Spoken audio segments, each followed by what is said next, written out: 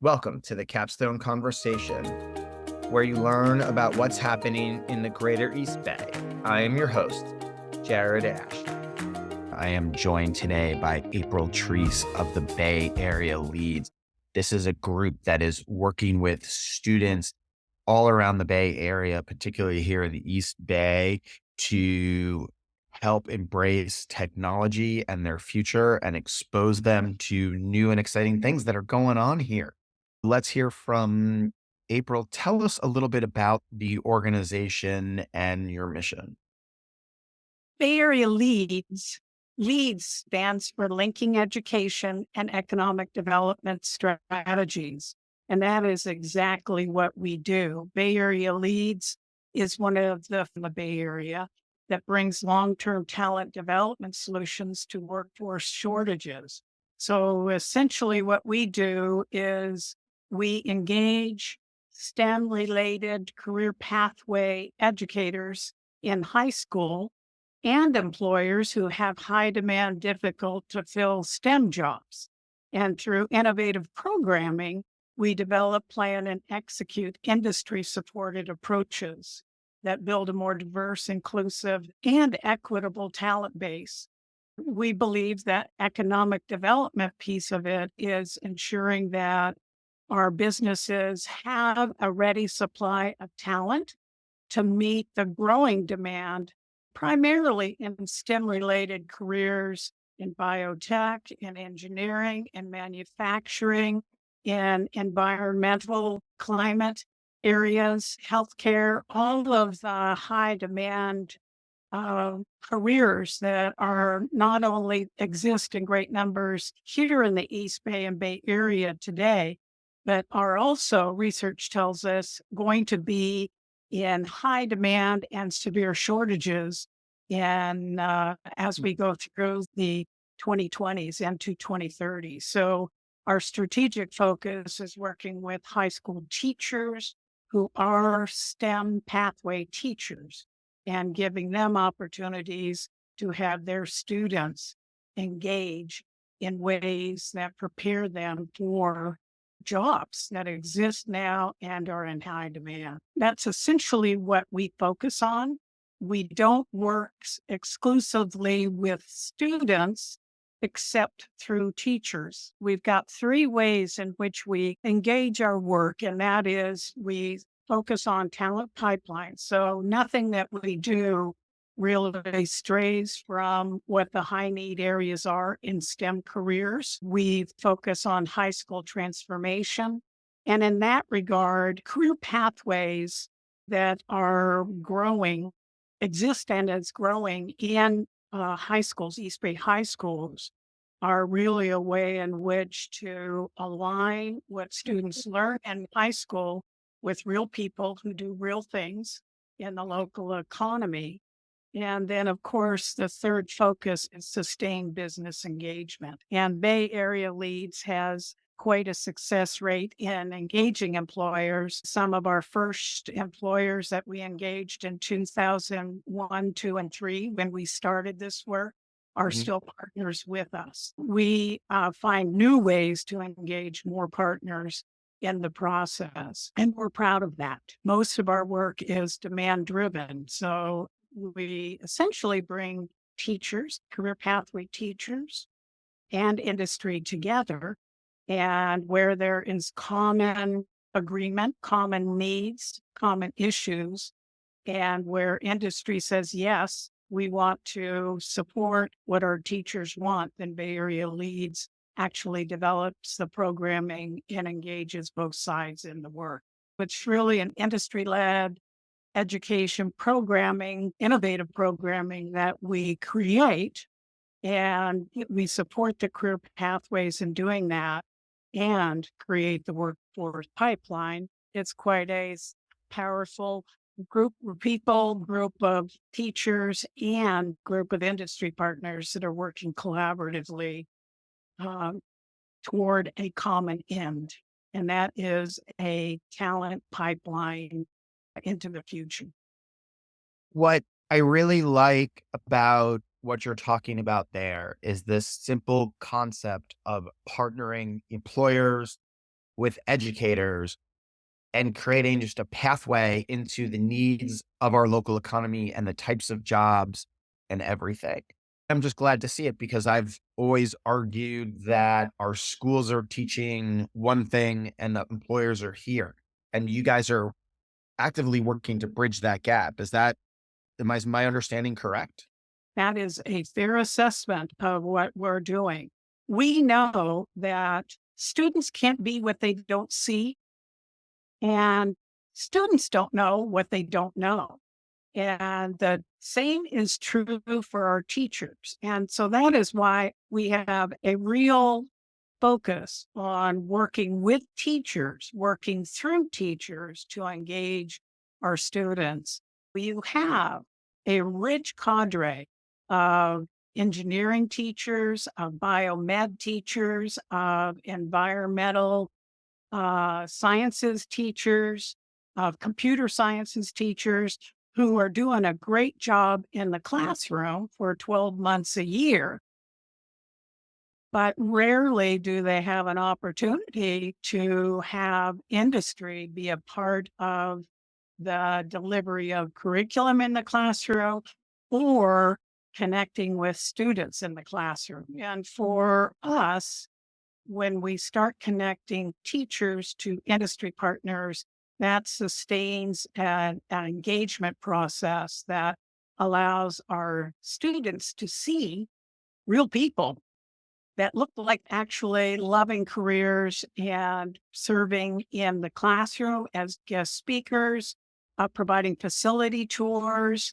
doing special projects that are aligned with real world projects, and assessing the learning that's going on both in the classroom and over summer. Where's the pathway then out of high school for these students? Is it to go on to college, but have a better idea of what the opportunities are? Is it to advance them into college with skill traits to help them succeed? What's the role of the college steps in this, or to skip college? All of those are true. The reality is, we want to prepare students for purposeful next step strategies that align with what they love to do and what they enjoy post graduation from high school. We partner closely with not only their community colleges, but with the 4-year University Cal State East Bay in Hayward and also in Concord. We want our teachers to know the faculty at both the community college and our local 4-year university. That's an important link. And we want our students to know that there are purposeful next step strategies, whether it includes working directly after high school or going to a community college for a certificate or an AA degree and the pursuit of a 4-year, 6-year, or 8-year degree post community college as well. There is no wrong answer and there is no wrong door. As long as our students leave high school understanding what a full range of careers that they can pursue.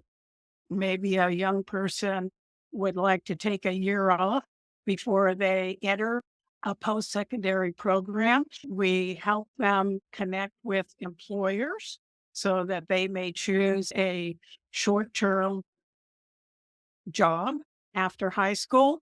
They may consider continuing on with the community college and get a certificate program while working, or they can, of course, all of our community colleges in the East Bay have very successful links to post-secondary, so they can get their 2 years at the community college and go on as juniors quite successfully at UC Berkeley, UC Davis, San Jose State, Cal State, East Bay, any of those universities and beyond, Stanford and others.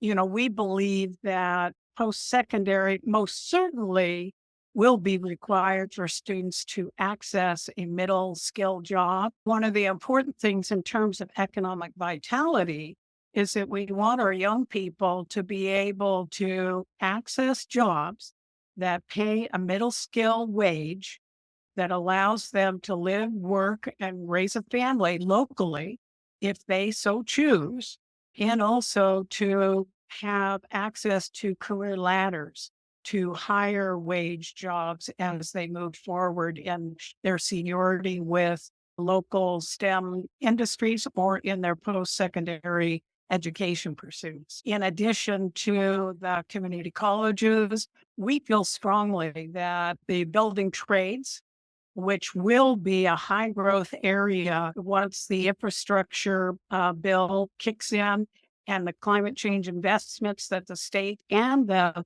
federal government are making. The building trades will be a real integral part of all of the high wage, high skill jobs that will be available. They are robustly engaged with all of our work with teachers at the high school level as well.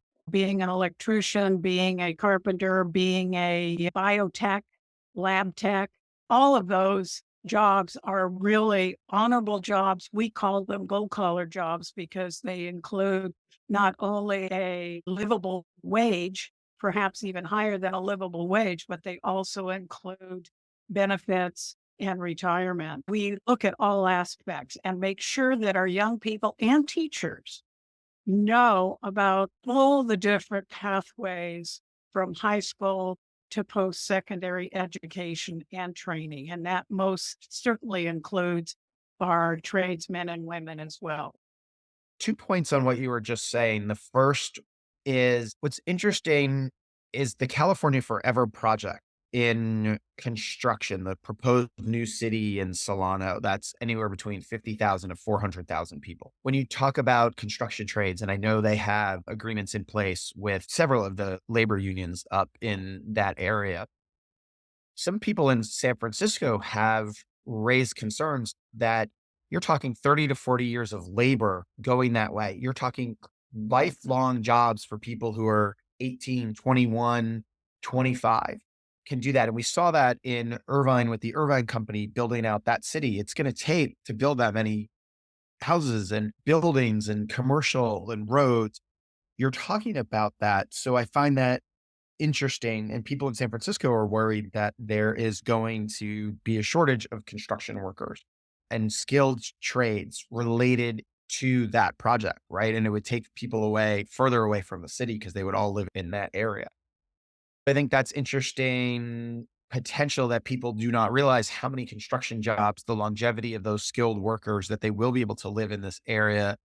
I caught that in what you said. I will say that particular project is way into the future if it gets approved at all. However, here in central Contra Costa, we have the Naval Weapons Station, which is a new city as well, a city within a city, if you will. Right.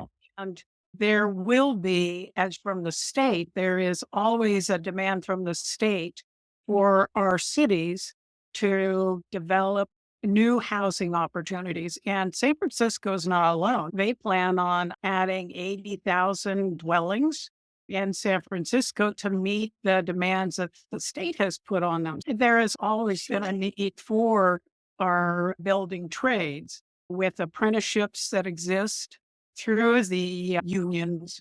There is a great opportunity for young people to grow within their skill sets. I've known many. We work closely with the Contra Costa building and construction trades organizations.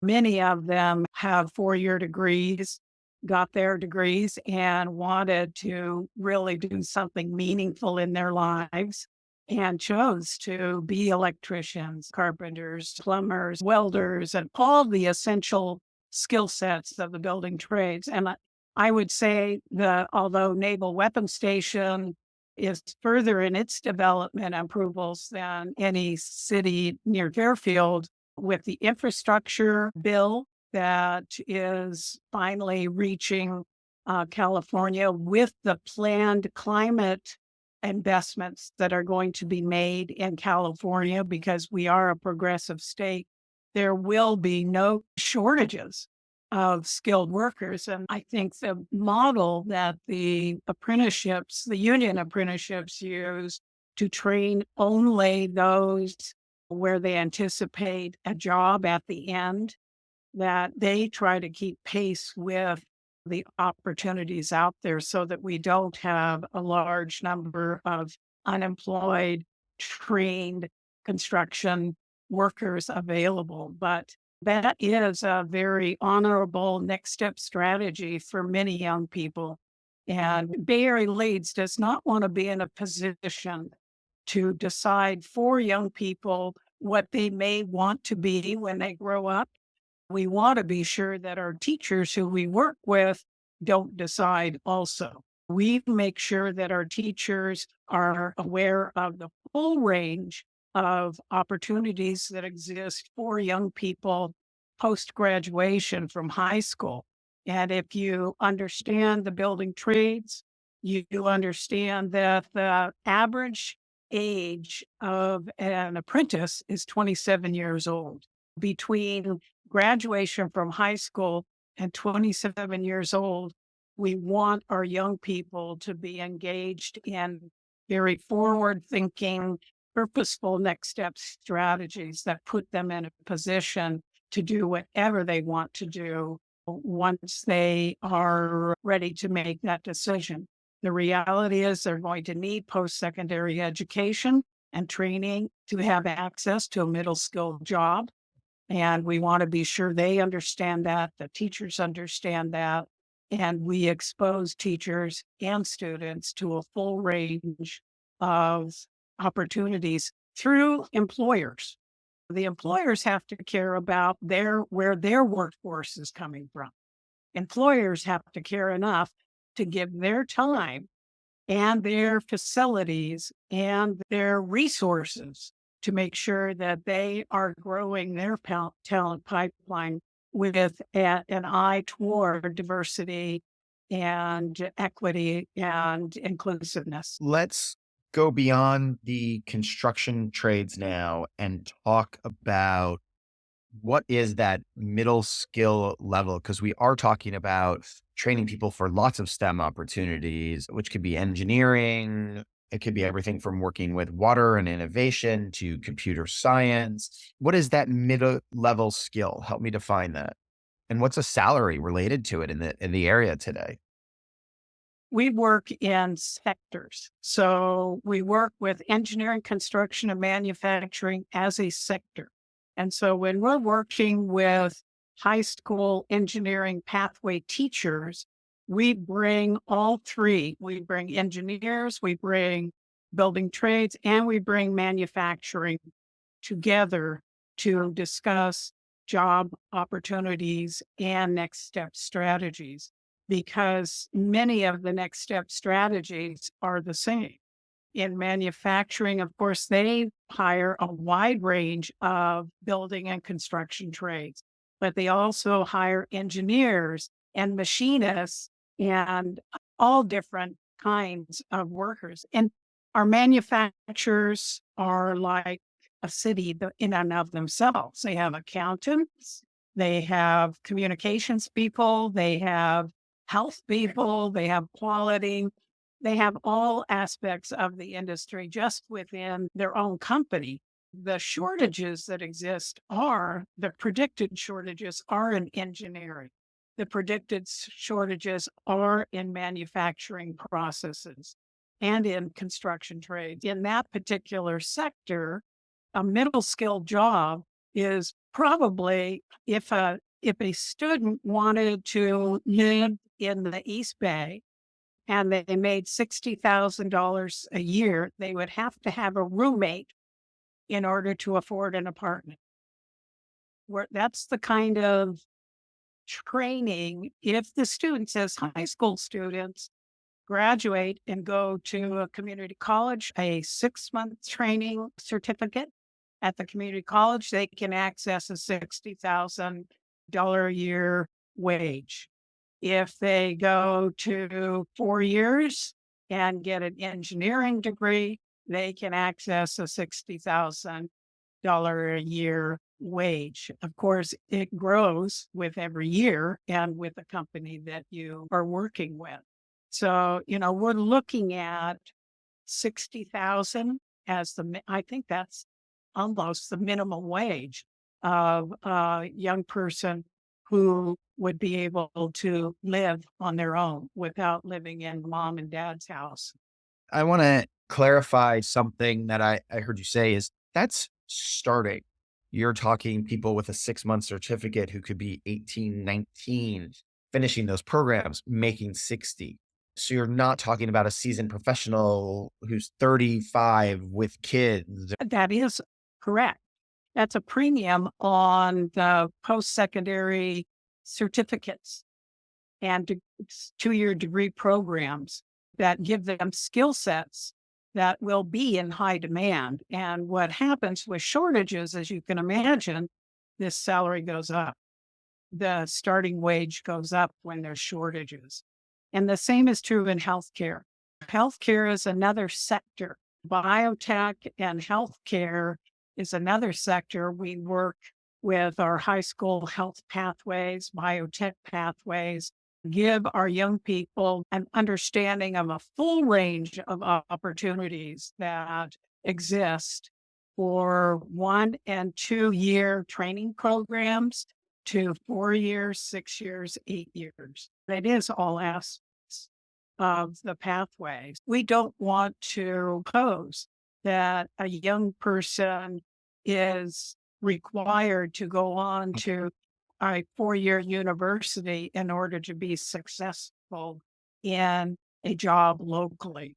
And an example of that would be a surge tech, a surgery technician, someone who works at an operating room, outpatient operating room, or an operating room in a hospital. They make $60 an hour. And so that's pretty good. We want our teachers to know this and value it. And we want to have our young people be aware of it so that their choices become more purposeful once they graduate from high school.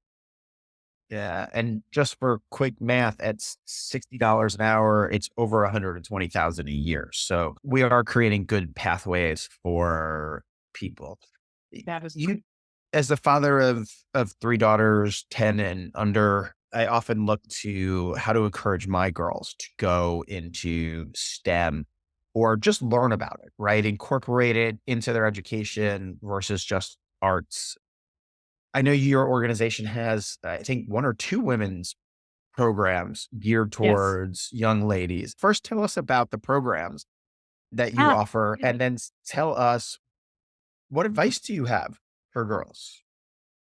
I will tell you, Bay Area LEEDS, in our research, everything that we do is research based. In our research, whether you look at the shortages predicted in manufacturing and engineering, the shortages predicted in computer sciences, cybersecurity, the shortages predicted and already exists in our healthcare and biotech research industry in the Bay Area, it all suggests that the only way to really address the predicted shortages is to get more women to prepare for and prepared for stepping into those, what I would call non-traditional women's jobs.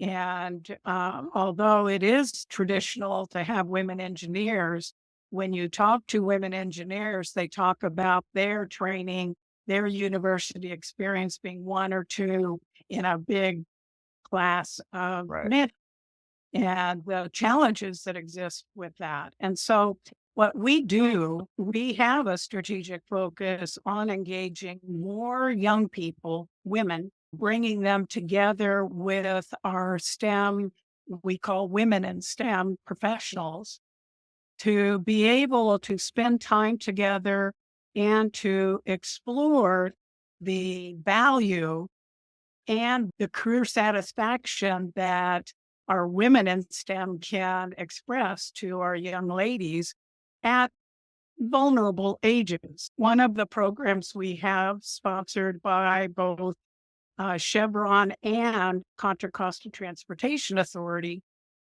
In fact, Contra Costa Transportation Authority actually was the innovator of our Girls Lead the Way summit that we have in November. We bring together 150 8th and ninth grade girls with their teachers and about 50 to 60 women in STEM who converge for a one-day exploration of hands-on experiences, keynotes from successful women in STEM, and also be able to have an opportunity for these women to mentor these young ladies, both beginning at our Girls Lead the Way event in November and then continue on during Engineering Week in February, where our Women in STEM continue to bring our young women, 8th, ninth, 10th grade girls who are in engineering and biomed pathways together for National Girls Day, Introduction to Engineering Girls Day, where our women actually deploy out into the schools in an after school experience that has hands on and career information, which is wonderful. Over summer, we bring girls together for an all girls who design and build experience where they learn how to build a alternate dwelling unit. So they got to construct the prototype and engineer the electricity around the girls' ADU. They got to see a manufacturer of ADUs. We do a variety of things around the school year and into the summer that expose our young women to a full range of opportunities that exist. I think the key to everything we do is that it's not just a one-time experience. We work with the same schools throughout the years. And so a young person in the 8th grade who is exposed to the Girls Lead the Way can, in their 10th grade, be a part of Femineers. We have a full range of Femineer programs, which are after-school girls engineering programs. And women come and actually mentor our girls in the Femineers program after school during the school year as well. It's not about one time, one and done. These young ladies get exposed at the 8th grade and then in their pathways, because of the work we continue to do with the teachers, we have more opportunities for both boys and girls to talk with employers continuously throughout their 4 years in the pathway in high school as well. One and done is not as effective as young people seeing the same industry partners year after year come in. And every year, a student is more mature and can accept perhaps more information about specific things that they heard before, but it didn't take before. We want to have that continuous relationship building between the employers, the teacher, the pathway teachers, and the students that they reach every year. Talk about the business community partnerships. You talked about relationships with the community colleges and four-year institutions. You talked about the building trades. What are some of the other businesses that the organization really works with here in the East Bay in particular? There are some traditional organizations like Corteva, AgriScience, Biorad Laboratories. We've been working with Biorad Laboratories since they actually helped us develop our first summer academy that we started in 2004. We now do 8 different summer STEM academies starting this year, June 6th through August 2nd. And we reach around 350 students. We engage probably around 150 to 200 employers throughout the summer as well, and about 45 to 50 teachers who participate with us over summer. But Biorad is a long-term partner, as is Chevron. Contra Costa Transportation Authority has a variety of engineering firms, Eichley Engineering, HDR, NGO, just a full range of employers that have been part of our experience. Bishop Wise Carver among them, as a small manufacturer, have been very engaged with us since the very beginning. It's a full range of employers, and every year we add new employers and employer associations. Bay Area LEEDS Partners is a partner of AM Bay Area, Advanced Manufacturers Bay Area. We are working with the American Council of Engineering Companies. We're working with Women in Transportation, a number of associations that we work with to really access a broad range of employers who care deeply about building their talent pipeline. The more important it is for them to understand that their work with schools is not a nice thing to do. In the early years, they just wanted to do a nice thing, get engaged with our schools and help our schools. But in the 2020 to 2030 timeframe, it really is a matter of their survival. If they want to be sure that they have a talent base to work from, it's no longer nice to engage with our high schools. It's, in our mind, mandatory if they want to build a diverse, more equitable group of young people who go into post-secondary education in the community colleges and in our four-year universities. It really starts very early, but our work focuses on high school to community college, four-year university, and training institutions. Wow, sounds great work with a wide variety of organizations from the schools, the teachers, the colleges, the companies that you're working with to really engage the community. I'm going to step back. Usually I do this in the beginning, but this has been so fascinating. Tell us a little bit about April. How did you come to this organization? What are some of the things that you're involved in? And tell us your background. I will tell you, I spent 25 years in T, and during that time, I worked in the community engagement field and in San Francisco and in the 11 Western states. Our engagement was, of course, in the early 80s, it was a nice thing to do. It wasn't a talent development strategy, but the need was really great in our local communities. What I oversaw was the community engagement for AT&T in the Bay Area and also in the 11 Western states. I felt strongly about the importance of engaging with education.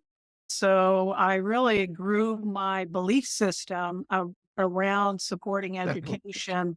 In the early 80s, I led a nonprofit organization, San Francisco School Volunteers. When I was in San Francisco, I moved out to the Tri-Valley area when AT&T opened its million square foot facility at Hacienda Business Park.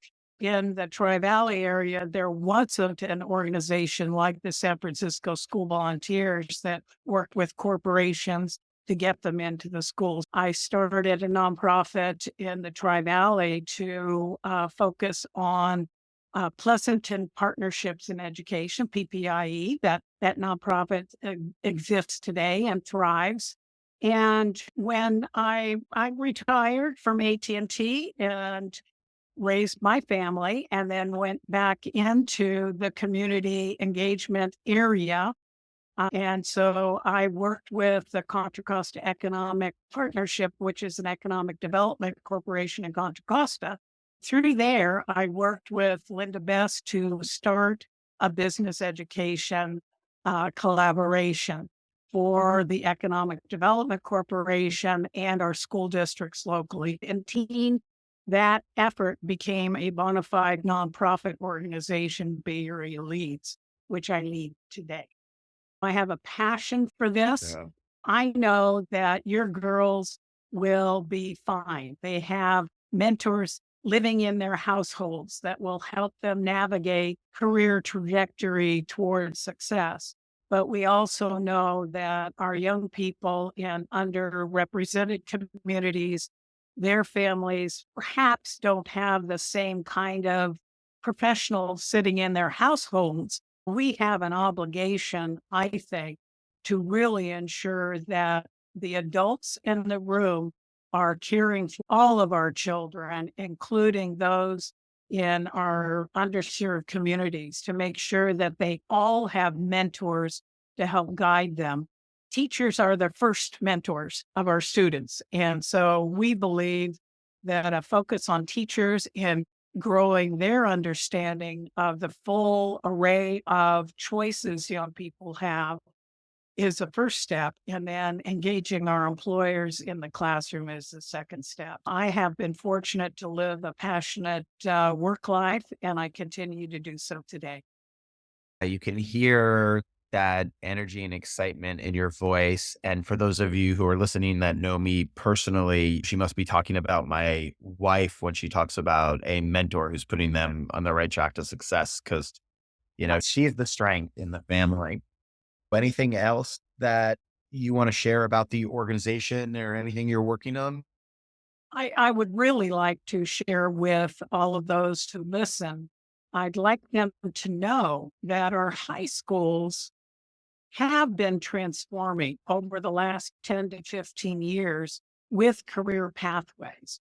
That is a very powerful opportunity for young people to plug into a high school experience that is 2 to 3 to 4 years in length, where they can select a career pathway. So it might be engineering, it might be biomed, it might be environmental, it might be health, it might be computer sciences and cybersecurity.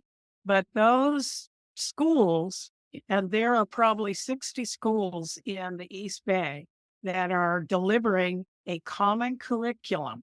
And it's Project Lead the Way curriculum. It is rigorous and relevant. It is approved by our university system as lab sciences, college courses, honors courses, and AP, advanced placement courses. And these teachers all collaborate with one another. That's the power of where Bay Area LEEDS is focused, because we bring the teachers together. They all speak the same language because they're delivering the same curriculum. All the students have access to rigorous, relevant curriculum. Our employers have selected this curriculum. Our employers were a part of the decision making around bringing this curriculum to the East Bay area. Chevron was instrumental in purchasing the equipment because Project Lead the Way equipment is industry standard equipment, and that is generally not in our high school classroom. Chevron, over the course of the last 10 to 15 years, has invested millions of dollars in East Bay to make sure that not only our teachers have 3D printers and laser cutters and computer integrated manufacturing machines and the state of the art biotech equipment. They have ensured that our teachers are working with industry standard equipment.